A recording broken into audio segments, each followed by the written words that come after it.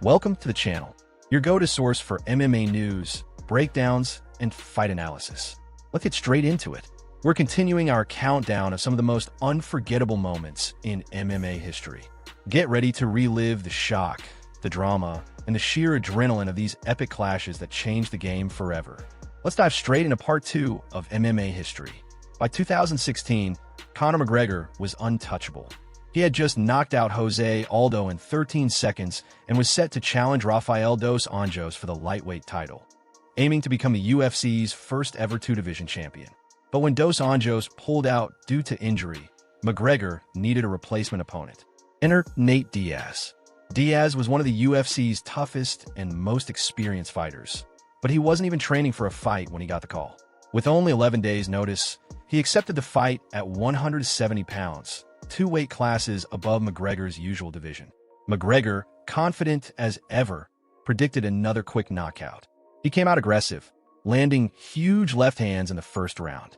But Diaz absorbed the shots like they were nothing. McGregor had never faced someone with Diaz's durability before. By the second round, his punches started to slow down. His confidence wavered. And then, Diaz landed a clean 1-2 combo that rocked McGregor. McGregor, dazed, desperately shot for a takedown, a clear sign he was in trouble. But that was a fatal mistake. Diaz, a world-class jiu-jitsu black belt, immediately transitioned and locked McGregor in a rear-naked choke. McGregor tapped. The world was in shock. Then came one of the most legendary post-fight interviews in UFC history. Joe Rogan handed Diaz the mic, and he delivered his iconic line, "I'm not surprised, mother effers." It was a moment that shook the MMA world. McGregor had been marketed as unstoppable, but Diaz reminded everyone that toughness, skill, and heart could never be overlooked. This fight made Diaz a superstar and set the stage for one of the greatest rivalries in UFC history.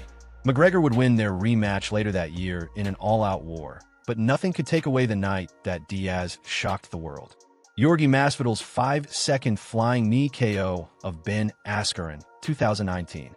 Leading up to UFC 239, Ben Askren was undefeated and known for his elite wrestling. He had built his reputation by taking down and smothering opponents with relentless grappling, frustrating them until they had no choice but to give up. Jorge Masvidal, on the other hand, was a street fighter turned MMA veteran with over 15 years of experience. He had always been respected, but never quite reached superstardom. That was about to change. In the build-up to the fight, Askren relentlessly trash-talked Masvidal, mocking him and dismissing his skills. He called himself the best wrestler in the division and promised to ragdoll Masvidal the second they stepped into the cage. Masvidal, never one to back down, had a plan. As the fight began, Askren immediately rushed forward, looking to secure a takedown, just like everyone expected. But Masvidal had studied Askren's habits and knew exactly what was coming. Instead of backing up, Masvidal sprinted forward and launched himself into the air, driving a vicious flying knee straight into Askren's head. Askren didn't even have time to react. His body went limp instantly, collapsing to the canvas. 5 seconds. It was the fastest knockout in UFC history, breaking a record that had stood for years. The crowd went wild. The commentators couldn't believe what they had just seen. And Masvidal, he stood over Askren's unconscious body, mockingly tapping the mat, making it clear that he had just ended the hype in the most brutal way possible. In that moment, Jorge Masvidal became a superstar. His name was everywhere. That flying knee wasn't just a knockout. It was a career-defining moment that turned him into one of the biggest names in the sport. Even years later, Askren's name is forever linked to Masvidal's knee, and that 5-second clip remains one of the most replayed highlights in MMA history. It wasn't just a record-setting KO, it was a statement. The rivalry between Khabib Nurmagomedov and Conor McGregor was more than just a fight. It was personal. McGregor, the biggest star in the sport, had spent months verbally attacking Khabib, his family, his religion, and his country. The tension reached its peak when McGregor and his team attacked Khabib's bus in Brooklyn, shattering windows and injuring fighters inside. This wasn't just about a championship anymore. This was about pride, revenge, and respect. At UFC 229, the two finally met inside the Octagon. The build-up was electric, and the crowd was split between McGregor's Irish fans and Khabib's passionate supporters. As soon as the fight began, Khabib made it clear that this wasn't going to be a striking battle. He immediately took McGregor down and controlled him for the entire first round, talking to him the whole time, letting him know that payback had arrived. In the second round, Khabib did the unthinkable. He dropped McGregor with a massive right hand. The world had labeled Khabib as just a wrestler, but he had just proved he had knockout power too. From there, it was pure domination. Khabib ragdolled McGregor, exhausting him with relentless pressure and ground and pound. Then, in the fourth round, Khabib locked in a neck crank, squeezing until McGregor had no choice but to tap. But the madness didn't end there.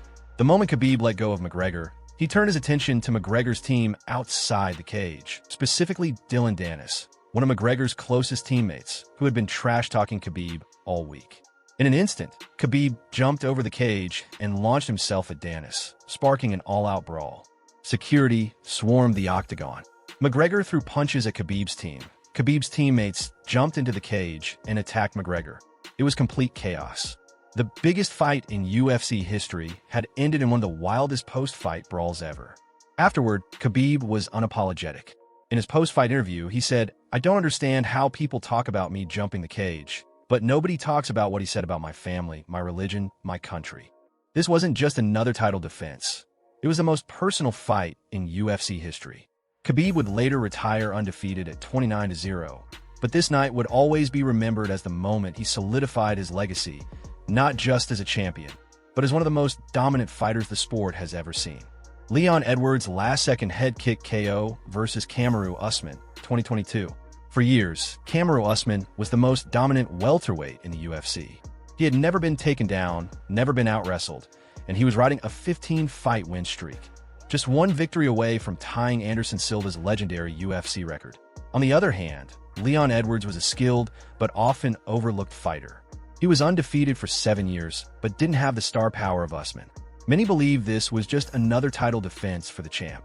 When the fight started, it looked like Usman would do what he always did: pressure, wrestle, and break his opponent's will. But in a shocking moment in the first round, Edwards became the first man to ever take Usman down in the UFC.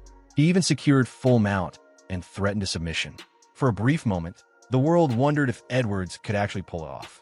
But then, rounds 2, 3, and 4 happened. Usman took control.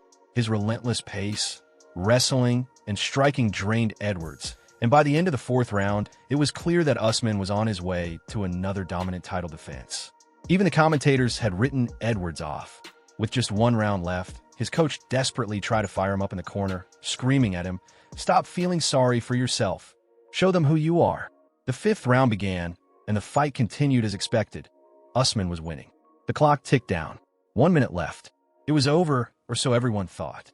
Then, out of nowhere, Edwards faked a left jab, got Usman to slip to the right, and launched a left high kick that landed flush on Usman's head.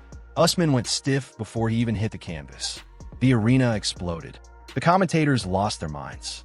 In one of the most dramatic moments in MMA history, Leon Edwards had just knocked out the most dominant welterweight champion in the world, with less than a minute left in the fight. The emotions that followed made the moment even more unforgettable. As Edwards stood in the cage, overwhelmed with emotion, he screamed to the world, "Look at me now." It wasn't just a win. It was the story of a fighter who had been counted out, overlooked, and doubted, finally proving he belonged at the top. This wasn't just one of the greatest knockouts in UFC history. It was one of the greatest comebacks the sport had ever seen. What do you guys think? Let us know below. If you like this video, then you may like what YouTube is suggesting right now. Stay tuned for more MMA breakdowns, fight analysis, and latest MMA news, and don't forget to like, subscribe, and hit the bell. Thanks for watching.